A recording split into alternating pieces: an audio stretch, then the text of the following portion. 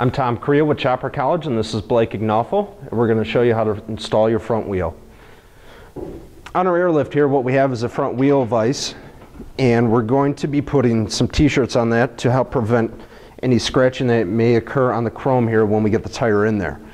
So what we're going to be doing is putting it along the sides here, and Blake will also be doing that on the left side.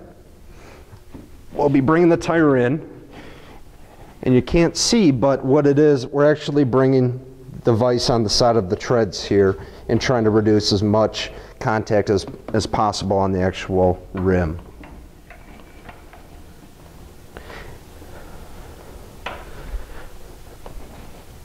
And that's nice and tight now. What we have here is our axle. And then on this side is our bolt for the axle, which is going to come through on the left side of our bike.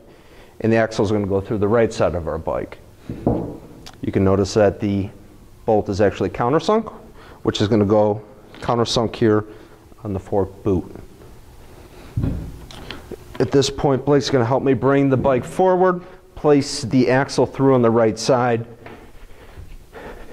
and that will be the front wheel installation. Perfect. And on the shoulder of the axle coming through here is a tight fit on the fork boot. So if you want to grab a rubber mallet, Blake, what we're going to be doing is hammering this through while getting the fork boot in the correct position.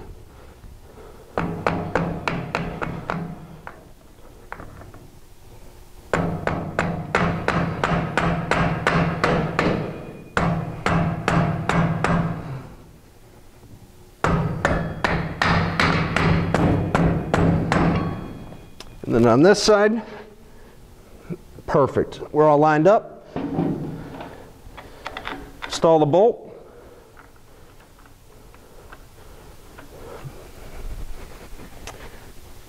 And that's how you put together your front wheel. I'm Tom Creel with Chopper College, and this is Blake Ignoffel.